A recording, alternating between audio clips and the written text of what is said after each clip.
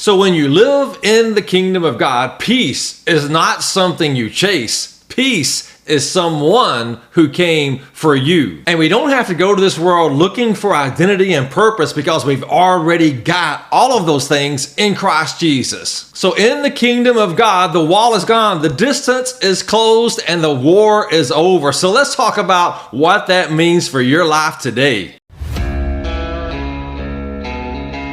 Well, welcome to my verse-by-verse study through the book of Ephesians.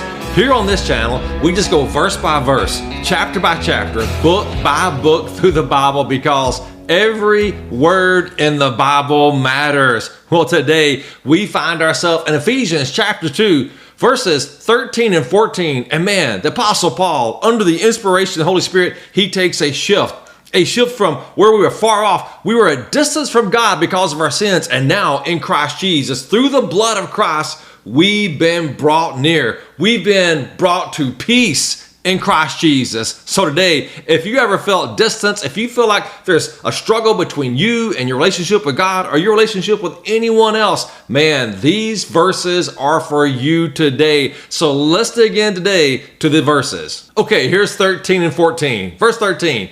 But now, in Christ Jesus, you who were far away have been brought near by the blood of Christ. Verse 14, for he is our peace, who made both groups one and tore down the dividing wall of hostility in his flesh. So now let's go back. Let's break down word by word, phrase by phrase, what the Bible verses mean to our life today. Okay, verse 13 is so good. A good transition here in the Bible. But now, in Christ Jesus, there's that positional truth once again. Not because we earned it, not because we are lovely, but because God is loving. But in Christ Jesus, you who are far away have been brought near by the blood of Christ. So now, who was far away? If you go back just up a few words there in the end of verse 12, it says that we were without hope, that we were without God in the world. The transition is this, man, we were lost. We were undone. I mean, the Bible's made it very clear as we've been going through Ephesians that we were not just lost in our sins, but that we were dead, without hope. We could not do anything to save ourselves.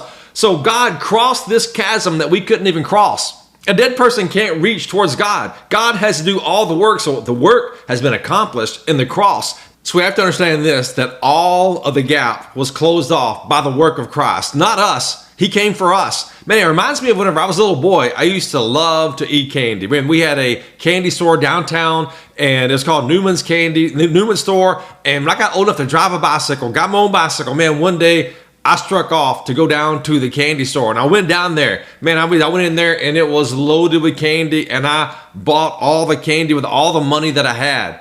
And I got back on my bicycle, and I couldn't find my way back home. I got lost. I was driving all through the neighborhood on my bicycle, and finally, I just went into a ditch, jumped off my bicycle, and just sat there in the ditch. I mean, I was hopeless. I was helpless. I was not going to find my way home. And then it seemed like hours and hours, probably just a few minutes. I see my dad turn the corner in his truck, pull up to me where I was, stopped, got out, grabbed my bicycle, put it in the back of the truck, and I got in the truck with him. He came for me. I couldn't go to him. I couldn't find my way home. I needed someone else to come rescue me. Well, that is a slight picture of what God has done for us in Christ Jesus. Man, we were lost. We were undone. We were in the ditch. Man, we were hopeless. We were helpless. We had to have somebody else. And here's the thing. By the blood of Jesus Christ. Man, that is such deep theology there. I mean, for us today, we read that and we just pass over that very quickly. To the ancient world, the original readers, man, that carried heavy weight because they knew this. Without the shedding of blood, there is no forgiveness of sins. They understood this, the old covenant, man, it was a struggle even for the Jews to come close to God. They had to come through all this sacrificial system to have the shedding of blood to cover their sins so they could have a relationship with God. And so now Christ has covered all of that with his blood. We come under the covering of that blood. Our sins, our past, our present, our future, they are all forgiven by the perfect Lamb of God that laid down his life for us. He paid the ransom to buy us out of slavery, to sin, to death, to the grave. Man, some of our greatest enemies right there. To where now we are free in Christ Jesus. Man, that is a wonderful truth that we now have been brought near. There's no dividing wall between us and God, not because of our performance, not because of us being good, but because of what Christ has done, because he's good. He's the one that did all the performing. Now, positioned in Christ Jesus, we have been rescued, picking up out of the ditch, and brought near back to God. So dear friend, today, don't live like an outsider. Don't stand in the doorway and just look in. You've been adopted. You've been brought into the family. You have got a place at the table. Sit down and enjoy all the blessings in the heavenlies. That's what the Bible said. We've seen that. Man, go back if you missed the previous episodes. It is a powerful truth that you have been adopted. God chose you first. He loved you first. He rescued you, brought you home, adopted you in the family. Now you have a place at the table. Sit down, enjoy all the blessings. Verse 14 says, for he is our peace. Peace is not a feeling here. Peace is a person. It's so interesting to me. So many times, man, I have been a pastor for over 25 years in the church. And here's what I've seen. I've seen so many times, I've seen people praying for peace. And all the while they're praying for peace, they're building walls of division. I mean, it's like, in the church, so many times we become experts at dividing off certain people from other people, about being certain levels and of works righteousness and who we are and what we've done. And we build up all these walls. And the gospel right here is about a person that is peace, not a feeling. So when it says right here in the end of the verse that he tore down the dividing wall of hostility in his flesh, that's talking about when he came and he laid himself down, died for our sins. When he was hung on the cross, man, his flesh laid it down for us. He lived a perfect life and he paid the price that you and I could not pay. And he did this to bring peace because he is peace. And also very important here is he tore down the dividing wall of hostility. So in the temple, man, there's a wall right there, man. There was a wall and a warning sign posted to the Gentiles that you enter and you die. Man, I mean, as a Gentile, you were not allowed to enter the holy place in the temple right there. I mean, so they had dividing walls and more dividing walls.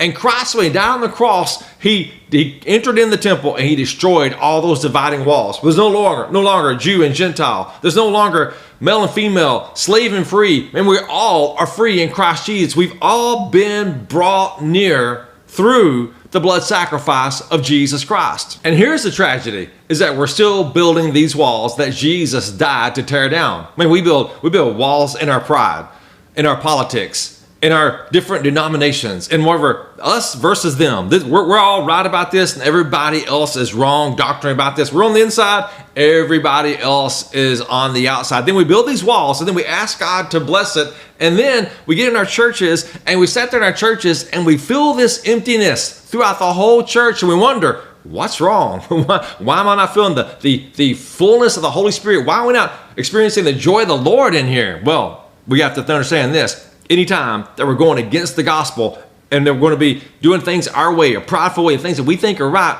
man, there's not going to be the empowerment of the Holy Spirit running and flowing through that location in that church. You know, this can be illustrated by how many years ago in the ancient world, they'd have a war. And in this war, they would have battles off in the distance that would be taking place, and the war would be over, and it would take time for the message to get out to the battles that the war is over. There's no need for them to be fighting anymore. So even though the war was over, out in the distance, they would still be fighting. And the same is true for us as Christians today. When the war's over, Jesus has already won the battle. He is victorious over sin, death, the devil, the grave, he is totally victorious. And many of us, we are fighting against the people we should be fighting for. Man, if I've learned anything, especially in the last 5 years, is that I've got to be joining God in what he's doing and be sure that I'm not fighting against the people I should be fighting for. It's amazing to me to see people within church leadership that are fighting against each other. They all want what's best for the church, but they fight each other. And man, this internal battle keeps the church from progressing and becoming what it should be. So I'd ask you this, dear friend. Are you fighting against the people in your home, in your house? Are you fighting against the people that are wanting to bless you? Man, what a tragedy that is. Many times the people are trying to do good things for us. And the whole time, man, we're thinking the wrong thing about them and we're fighting against them.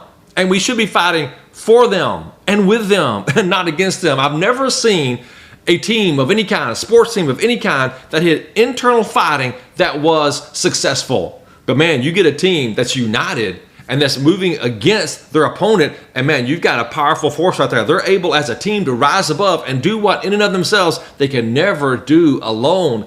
That's the way it should be for us in the church, in Christ Jesus. Man, listen, He is our peace. He hasn't just given us peace. So if I've got the peace of God living inside of me and the Holy Spirit, love, joy, peace, that's a third one right there, the fruit of the Holy Spirit. And I should have that flowing in me, to me, and through me. So it should be that I'm at peace with God. If I'm truly at peace with God, then I'm going to be at peace with myself. And if I'm at peace with God and peace with myself, then I'm going to have a much easier time being at peace with everybody else. Even the people I don't agree with. Even the people that are doing things I don't think they should be doing. Even people doing things that are irritating us or whatever it may be. It's about having peace, the person of peace. Man, when I've got that, now all the rest of life is so much more peaceful. So as a fruit of Holy Spirit flowing to you and through you today, love, joy, peace, patience, kindness, goodness, faithfulness, gentleness, self-control. That is the fruit, singular, of the Holy Spirit. You don't produce this in yourself. That's a product of it flowing to you and through you.